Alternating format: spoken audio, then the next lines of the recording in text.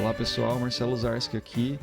É com muito prazer que começamos essa pequena série de entrevistas e bate-papos que fizemos cobrindo a Campo Geek 2023. A gente conversou com artistas que estiveram presentes no evento.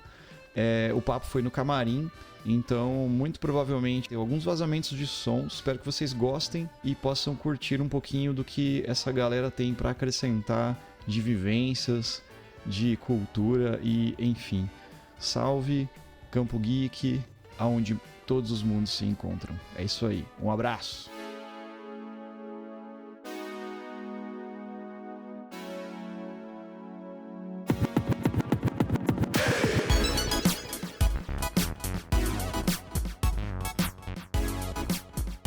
Então, estamos aqui mais uma vez acompanhando a Campo Geek 2023, conversando com as pessoas que têm feito desse evento um sucesso, né? E a gente está convidando as pessoas para virem conversar um pouquinho aqui no Bico do Corvo, e eu vou pedir para o Marcelo apresentar aí o nosso convidado para a gente começar a nossa conversa. Aqui é o Marcelo Zarski, segundo dia de Campo Geek, e a gente continuando com o papo com os artistas locais aqui, né? E que estão expondo seu trabalho aqui, e andando pela Campo Geek eu me deparo com um cara que faz umas histórias em quadrinho, ilustrando umas coisas muito legais. Eu falei, pô, vamos conversar, né, cara? Que é o Lucas, né? Lucas Moura, né? Isso mesmo. Lucas, é legal a gente falar pro ouvinte quem é o Lucas, né? O que você está achando do evento? Como é que é seu trabalho? Qual que tá sendo a sua experiência com a Campo Geek? Se você já estava na primeira edição, se você não estava, da onde que você é? Se você é daqui de Campo Mourão, se você está vindo para cá, diz aí. Bom, primeiro é um prazer estar participando aqui do podcast com vocês. E bom, atualmente eu mexo com ilustração, né, e quadrinhos. Só que o trabalho com quadrinhos você fica mais escondido, só lá produzindo, a gente costuma dizer que fica na caverna, né? E eu moro em Mandaguari, e Mandaguari não tem muito desses eventos geek. A gente acaba tendo que ir em Maringá, no caso aqui em Campo Mourão, no próprio Londrina, né? Só que eu nunca cheguei a nem conseguir ir nos eventos desses, eu sempre tive muita vontade. Aí o primeiro que eu consegui ir foi o Nimingá, ali em Maringá, e quando eu vi, nossa, foi incrível pra mim, sabe? E aí eu vi os artistas expondo, que inclusive alguns deles já estão aqui na Campo Geek. Aí eu comecei a pensar, poxa, eu tenho um trabalho, eu já, na época que foi esse ano, né? Eu já tinha alguns quadrinhos publicados, mais na parte da ilustração mesmo, né? Aí eu pensei, poxa, vou ver se eu consigo arranjar algum trabalho, um material para poder trazer para cá. E aí foi daí que, pelo Animingá, eu consegui chegar no Campo Geek. Por isso que é importante a gente que é artista tentar ir atrás desses eventos para participar, por causa que através deles você começa a conhecer pessoal novo e tudo, e até outros eventos, né? Então eu peguei, eles entraram, a Campo Geek mandou mensagem pra mim e falou, Lucas, vamos participar da Articelli e tudo. Eu falei, poxa, quando eles mandaram o contrato, eu falei, não, já mandei inscrição já, tô só esperando. Aí eu vim participar daqui, eu trouxe os meus materiais, né, na questão de ilustração, que são autoral meu mesmo. E a questão do quadrinho, que eu trabalho com o Amorim, tem o Instagram dele, é da MV Produções. E ele tem um projeto na parte de roteiro. E ele, há uns 3 anos atrás, ele entrou em contato comigo e pediu, Lucas, vamos trabalhar alguma coisa, pensar em algum projeto. E aí ele apareceu com Assombração, que inclusive estava aí na minha mesa para vender. Por incrível que pareça, foi que acabou, zerou ela. E foi a que eu menos achei que ia zerar. E foi o meu primeiro projeto com ele, que é a história de terror, de uma máscara que a pessoa coloca, a entidade possui o corpo dela. E aí, a partir desse projeto, foi um projeto que me abriu a porta para outros com ele mesmo. Hoje já faz 2 anos que eu estou trabalhando com ele. E aí, com isso, abriu a oportunidade de eu fazer o meu próprio projeto agora, que chama Flor do Cangaço. Eu passei uns 2 anos escrevendo ele, trabalhando em cima dele. Tentei participar do Prêmio Geek da Amazon. Outros projetos tão bom quanto até mais conseguiu ganhar, não tem problema. Só que daí esse mesmo cara que trabalha comigo falou, Lucas, vamos tocar em frente esse projeto Flor do Cangaço. E aí saiu um financiamento coletivo no começo desse mês, para poder sair dia 31 no Halloween, por ser terror do cangaço, né? Legal. E aí foi tudo certo, deu tudo tranquilo. Foi junto com um outro projeto chamado Estranho Absurdo, da MV Produções também. E agora tá passei, nós já tá trabalhando próximo, quem sabe já para poder trazer aqui no Campo Geek também nas próximas edições. Legal.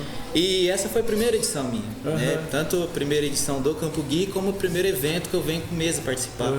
O primeiro evento que eu visitei foi a Animingá.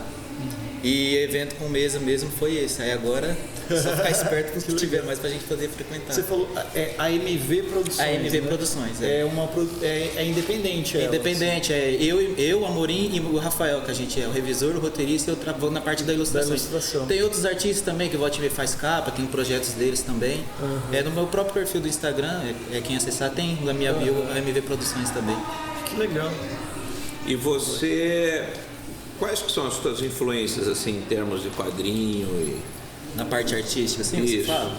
Cara, é tanta que a gente costuma ser uma amálgama de tudo que a gente vai acompanhando, né? Mas na questão da arte brasileira, do quadrinho nacional brasileiro, eu admiro muito o Danilo Beruti. Danilo Beruti, o Fábio Mon, Gabriel Bar também. Na questão de fora tem na questão Umbrella de fora Academy, de arte, né? Umbrella Academy, tem o projeto dele que agora virou série na Netflix, né? Já foi renovado e tudo. E na questão de fora tem um artista que trabalhava para a DC Comics, agora foi para a Marvel, chama Greg Capullo, né? E o profissionalismo deles é uma inspiração, e os próprios artistas nacionais nossos aqui, né? A gente não precisa ir muito para fora para ter bons exemplos aqui, né? Então, eles lutaram muito tipo, hoje a gente tem internet, né? Não que deixe as coisas muito mais fáceis, né? Porque a internet você tem que competir com muito mais gente, só que na época nem isso tinha, né? Então, a parte artística é isso mesmo. E você começou a desenhar com que idade? Eu costumo falar que eu desenho desde sempre, né? A diferença dos outros é que eu não parei. Eu acredito que todo mundo sempre desenhou em algum momento, só que em determinado momento a criança começa a ir mais pro brinquedo. Eu, quando era criança, eu ia pra parte do brinquedo e falei, nossa, essa brincadeira tá legal, dá pra virar um quadrinho. Aí começava a buscar. Eu lembro que o meu primeiro quadrinho que eu fiz quando era pequenininho, eu peguei a escola e falei, dá pra fazer quadrinho, vai dobrando as folhas, você vai ter a divisão dos quadradinhos, e você faz um quadrinho em cada quadradinho desse.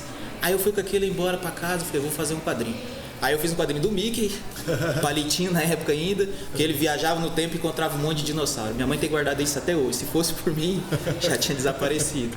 Então, falar quando começou é desde sempre que a gente desenha, né? Com o tempo a gente vai descobrindo que dá pra tentar profissionalizar mais isso daí. Aí você começa a estudar mais, ver próprio na internet mesmo, como que os artistas fazem quadrinho, eu conversei bastante com o Will Leite ali, aí ele me passou muito feedback legal também, que isso é um ponto positivo também desses eventos, né? Você entra em contato com outros artistas, o feedback deles é importantíssimo. O feedback das próprias pessoas que passam ali, né? Mas desenhar desde sempre mesmo, desde pequeno. E me diz uma coisa, na tua formação, você foi pro conhecimento formal, para uma academia, ou foi uma coisa que você foi treinando o teu traço e daí pegou via internet, fiz um tutorial Isso. Como é que foi? Pode-se dizer que é mais uma questão autodidata, só que até isso é meio complicado, por causa que, querendo ou não, se aprende sempre com alguma coisa, com o YouTube. Mas eu nunca cheguei a entrar numa escola de arte que me ensinou. Eu sabia que tinha um processo quando eu vi uma revistinha lá, como desenhar mangá. Aí eu falei, poxa, então tem um processo, tem que aprender formas, você tem que ir para a parte básica primeiro. E aí eu fui jogando no YouTube, como desenhar personagem tal. Aí eles falando durante o não, tem umas formas geométricas, tem um processo antes. Aí eu fui pesquisando, fui aprendendo sozinho. Depois que eu vi que eu estava melhor na parte de anatomia, na parte básica da questão do desenho, aí comecei a tentar estilizar esse processo, que é o artista ter uma identidade dele. Que eu acho que isso é o que faz o artista sobreviver no mercado. Por causa que tem muitos quadrinhos, agora a pessoa passa e vê com aquela arte, fala, essa arte é de fulano de tal. Por exemplo, você vê um quadrinho do Fábio Mon Gabriel Bar, você sabe que é do Fábio Mon Gabriel Bar. Do Danilo Beruti, você sabe que é dele. Então, primeiro foi essa parte básica, mas foi tudo com internet mesmo, YouTube. Depois eu parti para a estilização mesmo. E a parte, você faz ilustração no caso, isso, né? Seria mais essa parte assim. E você falou que está desenvolvendo uma história tua daí no caso. Isso, né? exato. Que é um quadrinho seu, né? Exato, ele foi escrito e desenhado, né? Daí no caso você está escrevendo Isso, toda a história. tudo do zero. E assim, por exemplo, a criação dos personagens, como você é ilustrador no caso, geralmente quem escreveu a história, quem fez o roteiro, te dá uma ideia, a história é essa, e você imagina aquilo lá e você cria, ou ele já te direciona, eu quero um personagem, sei lá, o Monstro do Pântano, eu quero que o personagem seja assim, sabe? Como que é isso? Acontece dos dois casos, né? Na questão esse vai mais para commissions, que a pessoa entra em contato com você e fala, eu gosto do Monstro do Pântano, mas eu queria o Monstro do Pântano com outro personagem ou de um jeito diferente, sei lá, o Monstro do Pântano mais com as folhas mais apodrecidas. Aí você vai lá e faz o rascunho e manda para a pessoa. Mas a questão de desenvolvimento de personagem para a história em quadrinho, no caso como eu trabalho com a Amorim, que é o responsável pela MV, ele me manda um briefing, né, sobre o personagem. Inclusive, um dos quadrinhos que tá lá, que é o Batedor, aparece um personagem que ele usou inteligência artificial para ter uma ideia. E ele fez e falou, não chegou nem perto do que eu queria, mas o caminho das cores, dessa forma, é por aí. Aí ele me deu essas imagens e falou, Lucas, desenvolve e vê o que você consegue fazer. E aí eu desenvolvi o visual do zero para ele, fiz uns rascunhos, ele foi aprovando. E esse até hoje é assim que funciona essa questão de desenvolvimento de personagem, porque... tem a questão da silhueta, tem a questão que se você pintar aquele personagem todo de preto, o visual que você fez consegue ser identificável com isso. Isso você aprende muito em anime e mangá. Que você pintar qualquer personagem de anime inteiro de preto, você vai saber que anime é aquele lá, entendeu? De que personagem que é. Entendi. Então pode acontecer das duas maneiras. Pode acontecer das duas formas. Legal. E hoje, assim, você trabalha só fazendo isso, só ilustração, só com isso? Ou você... A gente conversou com uma galera aqui da Campo Geek e tem bastante gente, que, né, o Toninho que a gente conversou, ele faz quadrinho desde sempre, praticamente. 42 anos fazendo, meu Deus. Bagagem. E daí, assim, ele tava falando que ele só faz isso, né? Ele só trabalha com isso. Eu digo só faz isso, parece que é pequeno, mas não. No sentido de que não tem um outro trabalho. Transformou isso na profissão, né? Esse é o trabalho dele. No seu caso, você só trabalha fazendo ilustração, ou tem uma outra profissão, ou uma outra coisa assim também que você faz, ou não? Infelizmente ainda não. Ainda não. Quem sabe um dia a gente está batalhando e justamente frequentando evento para ter essa possibilidade, né? Você conhecer novas pessoas. Mas eu atualmente não trabalho exclusivamente com isso, até porque eu acho que eu sou meio novo ainda. Tenho 23 anos, tem muita jornada pela frente ainda. Entendi. Mas não significa que eu já não posso focar nisso, né? Entendi. Só que igual o Tony Lima falou mesmo, nessa questão de você fazer arte por dinheiro, a gente que quer viver disso tem que pensar nisso. Tem muito preconceito, a questão de mas é arte, dinheiro. Tem que pensar nisso, mas ela não pode ser o seu cargo-chefe no começo, assim. Mais que você pretende no futuro viver disso. Porque se você faz aquilo lá por amor, por carinho, porque você gosta, você vai no futuro, isso acaba acontecendo. E se acontecer, você vai estar fazendo isso com uma coisa que você gosta. Agora, se você começa a mudar tudo o jeito que você trabalha para ganhar dinheiro, se isso acontecer, você vai estar aprisionado aquilo, entendeu? Entendi. Então, agora eu estou começando mais nas minhas histórias, com história minha mesmo, para justamente se um dia conseguir viver disso daí, né? Entendi. Não só exclusivamente da ilustração. E você, quando faz o roteiro, você faz aquele padrão roteiro formal, né? Descreve a cena, o que o personagem está fazendo, ou você faz vai escrevendo com a sua história? Sim. Então, esse projeto do Flor do Cangaço, eu escrevi o roteiro de fora a fora. Teve 3 versões de roteiro que eu escrevi, não gostava, escrevia, não gostava, ia adaptando. E descrição de cena a cena, página 1, vai acontecer tal coisa. No primeiro quadrinho, isso, tal. Painel 1, painel 2, quadro 1, quadro 2, descrevendo tudo, né? E fiz de fora a fora. O quadrinho tinha dado 62 páginas, 52 páginas, acho que foi por aí. E aí eu percebi que, poxa, se é eu que vou desenhar esse projeto, no meu caso, para mim, eu não consigo ver muito sentido em eu descrever o roteiro inteiro. Então, esse novo que eu estou produzindo, esse do Flor do Cangaço, já foi financiado, já vai sair. Eu já estou trabalhando com outros que chamam P47 Fantasma, que é a mesma temática, história e terror. E esse eu preferi descrever o roteiro, sabe, de uma vez, sem balão, sem fala nem nada, para eu ter essa estrutura de começo, meio e fim, para eu não me perder, para eu ter onde eu tenho que chegar na história. E aí depois disso daí eu fui fazendo direto no rascunho das páginas em si, que é os sketch que a gente chama. Eu peguei uma folha. Tipo um storyboardzinho. Tipo um storyboard. Foi colocando onde que os personagens estavam. Por quê? Porque dali eu consigo ter uma noção da virada de página do quadrinho e da narrativa. Que isso é importante. E eu pego muito pra mim que na questão de cenário, por exemplo. Eu gosto de fazer da seguinte forma: quando vai ter uma troca de cenário no quadrinho, eu não gosto de colocar naquela mesma espelhamento, quando você abre a página do quadrinho, tem a página aqui, outra aqui, de um lado do outro. Eu não gosto de colocar um cenário, eu mudei de cenário, a história, e nessa página do lado, eu gosto que a pessoa vira a página para aí sim mudar de cenário.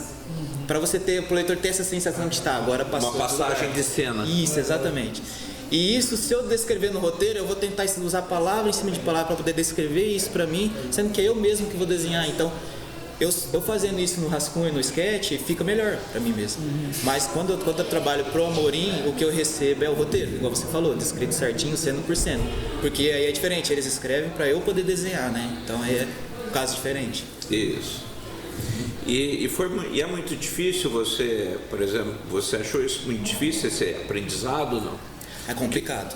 Porque como artista você pensa no quadrinho pronto, né? Exato. Então você já vê, eu vejo a pintura aqui, tá o Arco do Triunfo, daí põe no segundo plano a Torre Eiffel e tal, você visualiza, né? Você vai visualizando. O cara que vai numa página, dá tilografado, ó, isso aqui, você, porra, velho. Então, na questão do roteiro, quando eu escrevi o Flor do Cangaço, eu sofri bem mais por causa disso mesmo.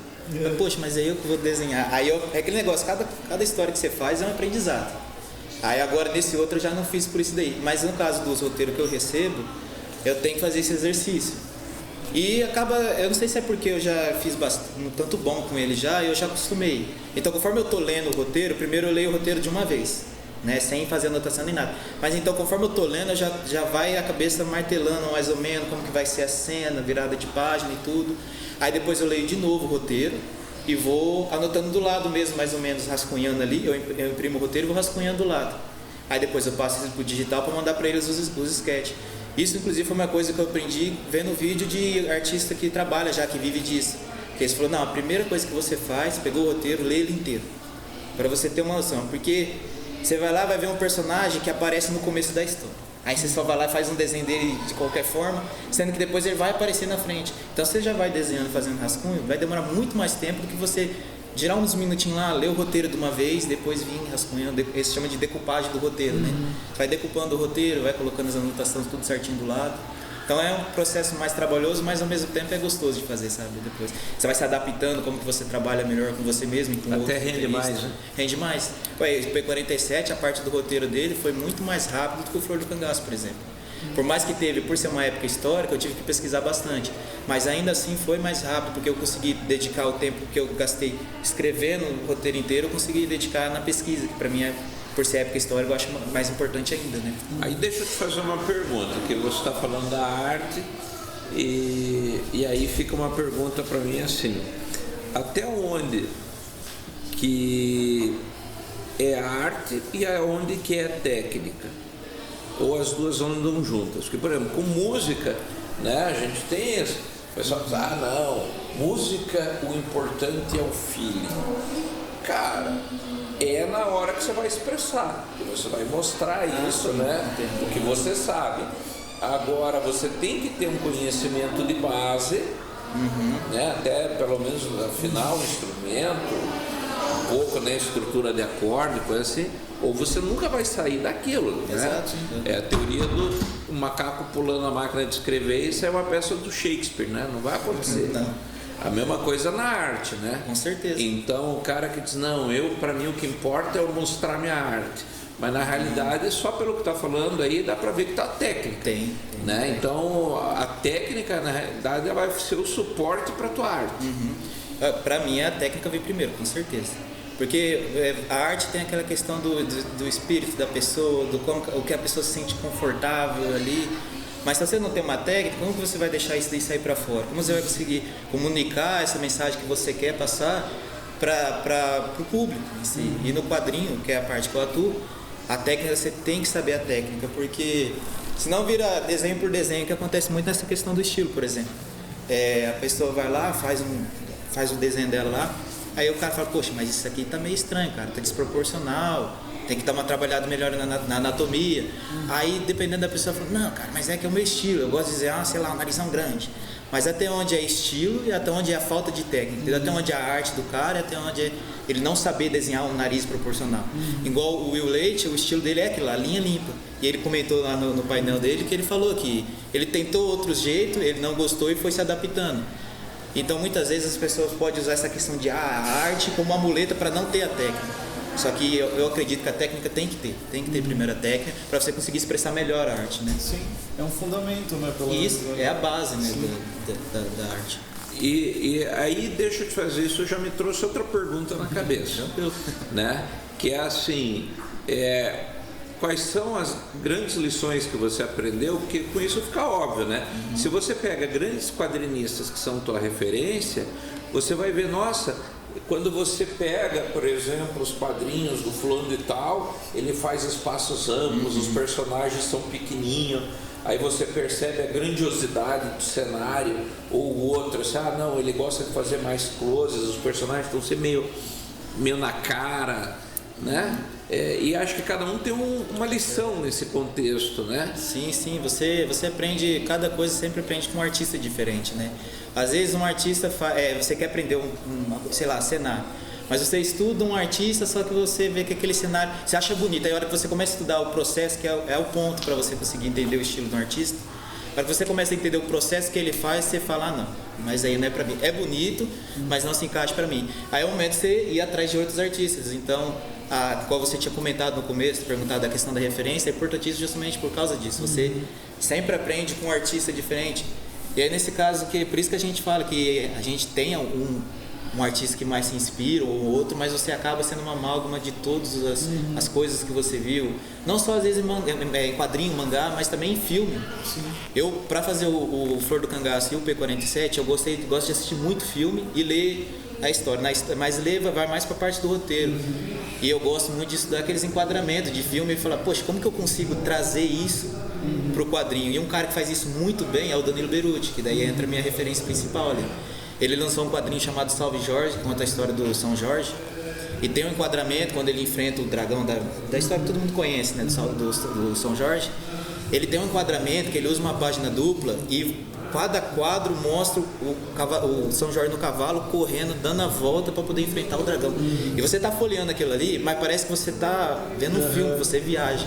Eu não sei se é por causa que eu gosto muito dessa área de quadrinho, mas aí entra aquilo que você falou. O Danilo Beruti, ele sabe muito bem como fazer essa questão cinematográfica. Talvez porque ele já trabalhou com cinema, ele gravou o Princesa Yakuza, que tem na Netflix, é baseado no quadrinho dele que saiu pela Dark Side, chamado Samurai Shiro, que é incrível também, maravilhoso. E ele trabalhou junto ali, e ele também fez um filme chamado Motorrad, que saiu aqui no Brasil. Não fez tanto barulho aqui, mas lá fora foi super bem. E ele trabalhou na produção cinematográfica, na questão de visual e tudo, então ele tem essa noção, né, cinematográfica. E é uma coisa que eu tento trazer para o meu quadrinho, então eu estudo bastante a parte do Danilo Beruti. Isso é legal. E me diz assim, e lá fora tem algum grande artista que te inspira? Lá fora na questão de roteiro, agora na cabeça. Não, no geral, né, assim, talvez, não só de roteiro, mas o artista ilustrador. Cara, agora eu tô muito acompanhando mesmo o Grampar, Rafael Grampar, não sei se vocês conhecem ele. É um que tá fazendo incrível, Batman. eu não sei como não citei ele antes. Ele foi um brasileiro que conseguiu escrever uma história do Batman, que é simplesmente o principal da DC Comics lá fora, mano, publisher americano. E o traço dele é muito estilizado. Eu vi. É muito estilizado a ponto tipo, você não consegue emular um Rafael Grampar. E apesar que ele tem as referências dele americana, que quando ele comentou numa entrevista que eu assisti no Fora do Plástico, ele comentou das influências artísticas dele. E você começa a ver, poxa, dá pra ver onde ele pegou ali. E ainda assim, mesmo você pegando referência de outros artistas, você consegue ver o estilo único do cara. E na questão de roteiro mesmo, o estudo, ele comentando na entrevista, o estudo que ele teve que fazer para poder desenvolver uma história em quadrinho do Batman. Que ele falou que teve que estudar a mente de psicopata. Como que a pessoa chega a esse ponto de psicopata, se ela nasce assim, qual é a experiência traumática que essa pessoa tem que passar para chegar a esse ponto. E ele conversou e entrevistou e ele falou nos anos que ele ficou trabalhando em cima do projeto para sair agora, sabe? Então, eu devia ter lembrado dele antes, cara. Mas o Rafael Grampar, com certeza, ele tá trabalhando agora lá fora, né? Saiu Gárgula de Gotham, né? Que é o nome do quadrinho dele, com o Batman. Antes ele já vinha trabalhando, trabalhou com o Keanu Reeves, ator do John Wick. Ele fez uma história que o John Wick escreveu, ele trabalhou na questão do visual do personagem principal e a capista também. Então ele também é outro que tá lá com o pezinho no cinema e um pezinho também no quadrinho. E eu vejo isso aumentando cada vez mais atualmente na Comic Con Nova York, que teve um outro artista brasileiro chamado Ryan Smellman. E ele está trabalhando com aquele ator que fez o Venom, eu esqueci o nome dele. Tom Hardy? Tom Hardy, E ele resolveu também que quer escrever quadrinho e encontrou o Ryan Smellman, brasileiro também, e eles anunciaram na Comic Con New York que iam fazer um quadrinho junto. E tá lá com visual e tudo, e ele participando. Isso é muito legal, e é legal ver isso crescendo com um artista brasileiro, cara. Isso é incrível pra gente que tá começando, que esse cara vai pavimentando o lugar pra você vir depois, entende? Com certeza. E daí acho que fica a pergunta, né? O que nós não te perguntamos é que você sempre teve vontade de falar e dizer assim, cara, se eu tivesse um microfone eu ia falar disso. Se essa entrevista fosse minha, eu ia falar disso. Dado que eu falo bastante, mas a questão da pesquisa, cara. Pesquisa em questão de quadrinho. Porque a gente vai escrever uma história e às vezes o quadrinista foca muito na arte. O meu estilo de arte, mas e o seu estilo de escrita? Como que você quer escrever a história que você quer falar? E aí entra a pesquisa. No meu caso, eu gosto de escrever histórias de terror ambientada em época histórica, especificamente brasileira. Flor do Cangaço se passa no Cangaço, é terror. E o P-47 que eu estou desenvolvendo é a Força Aérea Brasileira, a Força Expedicionária Brasileira, que atuaram de forma heróica na Itália e que se fala muito pouco. Eu falei, poxa, por que a gente não explora a nossa cultura? Por que a gente não tem produção? Eu falei, por que eu não posso perdido, o P-47 é o avião que a gente tinha da FAB. É o P-47 Thunderbolt. Eu até comprei aquele de montar, que você vai colando as pecinhas, eu falei, não, vou montar que eu quero ter ele várias posições ângulos, diferentes. Né? E pra mim foi a melhor ideia que eu tive. Que legal. E o P-47 conta justamente isso, né? É um piloto da Força Aérea Brasileira que começa, toda vez que ele vai voar, ele começa a ver um fantasma que dirige um P-47 também, daí isso é o P-47 fantasma. E aí ele quer entender, e ele nunca teve medo de voar, só que a partir disso ele começa a ter medo de voar. Quando ele entra em contato com a guerra, ele começa a ter medo e só aumenta com um fantasma que toda vez que ele voa aparece. Então ele vai conversando com uma mulher que ele conhece e ele vai tentando entender isso, né? E o Flor do Cangaço teve também uma pesquisa por causa da época do cangaço. Então na questão do cenário eu pesquisei para poder não fazer simplesmente um deserto, porque o Nordeste não é isso, não é só deserto. Sim. Tem a questão das casas, como que é as casas lá, como que é o dialeto deles, como que a volante dos policiais chamavam os cangaceiros, como os cangaceiros chamavam eles, como que eles faziam as guerrilhas. Então, e esse processo eu sou apaixonado por fazer. Talvez por causa da minha formação em licenciatura em História, esse processo para mim é prazeroso. Eu não tenho, vou ter que fazer uma pesquisa. E por isso que eu fui embasando meus projetos mais nessa área de História. E conforme eu estou fazendo eu já estou martelando a cabeça em outro, já vou comprando livro, já vou assistindo filme da área. E eu atualmente estou muito empolgado com o P-47 e ansioso para saber o que o pessoal vai achar do Flor do Cangaço. O Amorim teve uma ideia sensacional que foi de lançar ele no Halloween. Poxa, mano, perfeito. E assim, para encontrar você hoje nas redes sociais, o arroba seria o quê? Lucas Moura. É com 2 L, por causa que tem muito Lucas por aí. E o Instagram não me deixou usar meu nome. Vamos botar um L, 2 L's. Ou pode acessar o perfil da AMV. É AMV Produções. Aí vocês encontram lá, porque eles direto divulgando os trabalhos deles, eu sempre estou envolvido em alguma parte da arte lá. Que legal, beleza? Tá bom demais. Muito obrigado, Lucas. Poxa, eu que agradeço. Muito obrigado por essa oportunidade de vocês terem puxado a entrevista. A gente sempre quer falar sobre quadrinho, então ter uma chance dessa é muito bom. Obrigado, Lucas. Beleza? Obrigado. Vamos sim, cara. Obrigado.